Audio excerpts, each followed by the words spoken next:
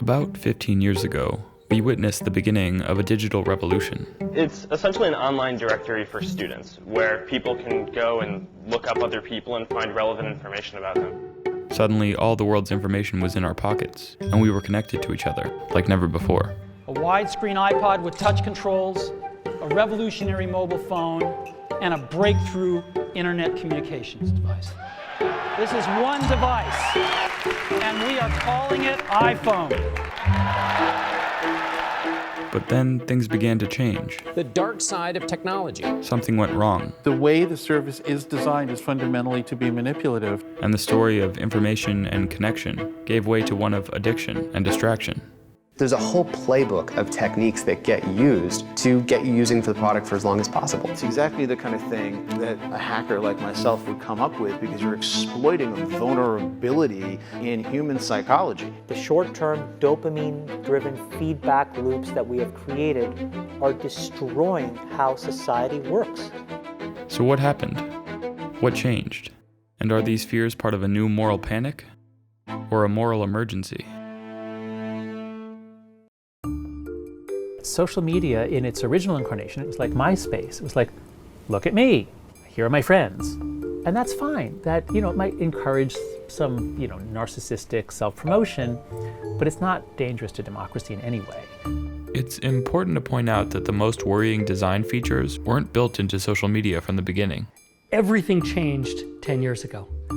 When the smartphone came out, when the iPhone came out, everything changed. The advent of smartphones drastically increased the potential time and attention these services could capture. Now we've started to look at what was the impact of having a computer on your body 24/7. I think it's really significant to see this period, 2009 to 2012. Facebook introduces the like button, and now there's huge amounts of information that allows them to algorithmicize the newsfeed. Twitter invents the retweet button, and so now, click, and a couple people do it, you reach millions of people. Designers didn't come up with all these clever techniques on their own.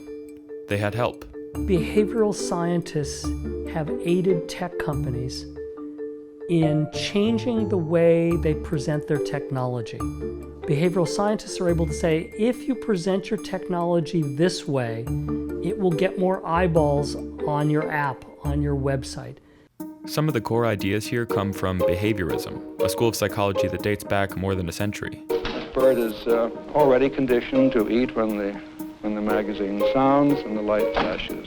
Behaviorists showed that simple reward and punishment schemes could be used to condition new behaviors.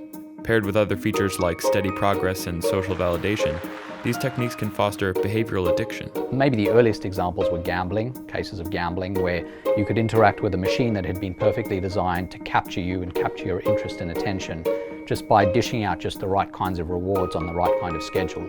But now, in the world of screens that we're inhabiting, there are so many different behavioral addictions. And it's not accidental, it's on purpose.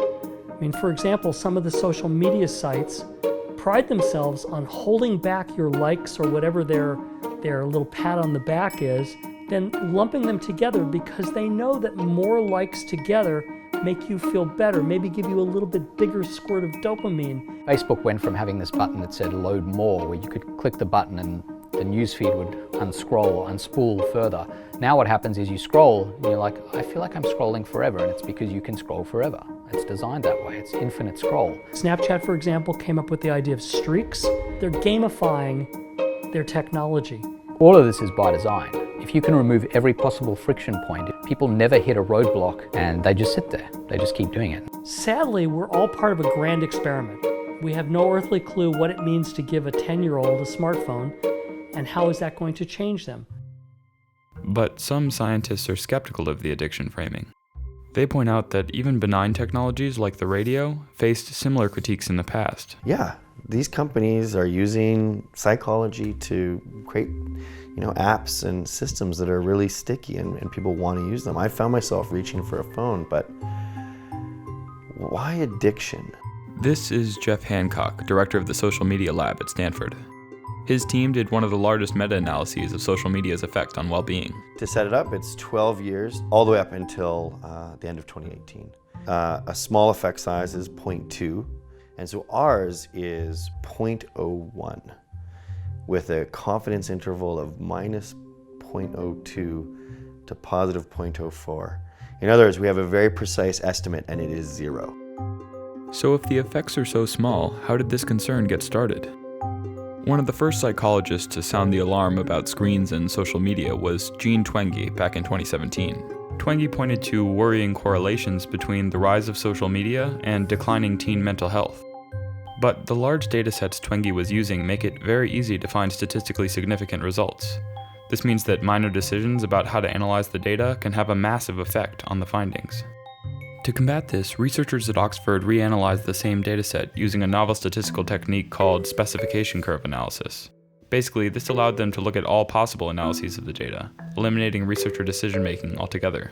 This is Amy Orban, one of the authors of the study. And what we found is that there's a real range of effects. So there were about 2/3 of them were negative associations, so negative correlation between digital technologies and well-being. But about a third were positive or non-significant. And so the way that the data were analyzed was very important because there could have been thousands of papers written showing a positive correlation, for example. They concluded that the overall effects of digital technology on well-being were far too small to warrant policy change. For comparison, it was roughly the same as eating potatoes. So when you do a meta-analysis across all the studies and you look at the psychological impact of technology, you probably find a net effect close to 0. That isn't the whole story. One problem is that a lot of the early research uses screen time as a metric. I think it's silly to say that screens are monolithic and that there's only one thing we do on screens and that it's all bad.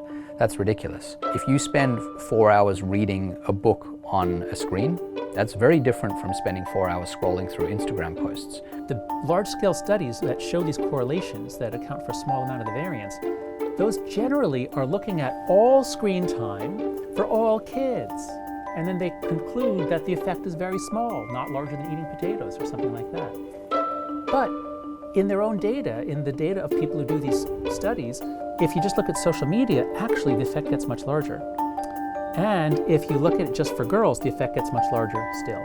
So the closer you get to zooming in on the hypothesis that social media is harming girls, especially young girls, then you see that the effect is much larger than is commonly talked about. I think it's a very great progression of the conversation because it's like moving goalposts in that before this study was done, people were still saying that digital technologies as a whole is negative, that smartphones destroy the generation. And so I feel like the work did help move the conversation along to think about more nuanced questions. In later work, Orban and her colleagues did look at social media's effects on girls in particular, finding small but negative effects. And some researchers have argued that their initial analysis contained biased choices of its own. But the debate is far from settled, and the research has a lot of room to improve. All of this research is assuming what's called a dose-response model. That is, social media is harmful to the person who uses it a lot. But social media completely changes social networks. Even if the dose-response effect is not big, when you change teenage life so that there's not much face-to-face interaction anymore, even if you're not on a lot, the fact there's no one to play with, the fact that if you go outside there's no one there, the fact that everyone is doing this so you're excluded, means that the effect of social media could be a gigantic effect on the entire generation around the planet, or at least in a lot of countries. And yet the dose-response effect could still be quite small. Social media and smartphones deserve careful scrutiny, whatever the verdict on screens and teens turns out to be. Over a few short years, these tools have redirected the attention of more than 1 billion users, and we're just beginning to understand their effects. In part 2, we'll look at how social media impacts politics, and see if the tide of moral outrage and polarization can be turned.